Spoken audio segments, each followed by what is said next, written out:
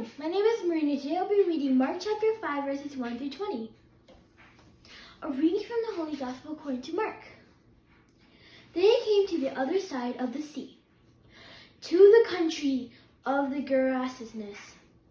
And when he had come out of the boat, there met him out of the tombs a man with an unclean spirit, who lived among the tombs. And no one could bind him any more, even with a chain. For he had often been bound with fetters and chains. But the chains he wrenched apart, and the fetters he broke in pieces. And no one had the strength to subdue him.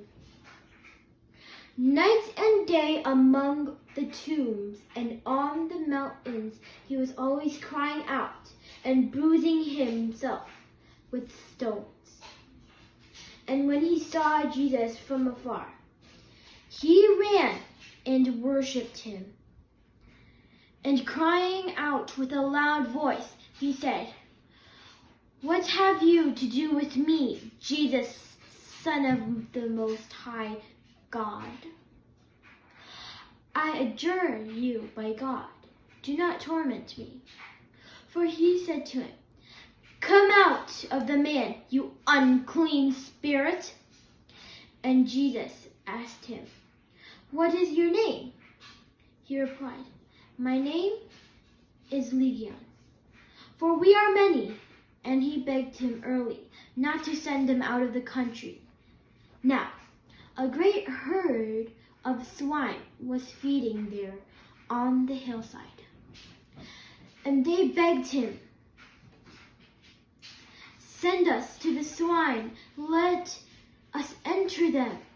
So he gave them leave, and the unclean spirits came out and entered the swine. And the herd, numbering about 2,000, rushed down the steep bank into the sea and were drowned in the sea. The herdsmen fled and told in the city and in the country, and the people came to see what it was that had happened. And they came to Jesus and saw the demonic sitting there, clothed in its right mind. The man who had the legion, and they were afraid. And those who had seen it told what happened to the demonic and to the swine.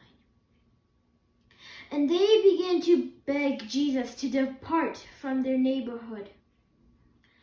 But he refused and said to them, "Go home to your friends and tell them how much the Lord has done for you and how he has had mercy on you."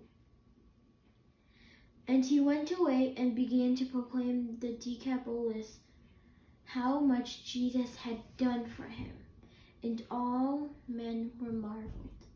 The Gospel of the Lord.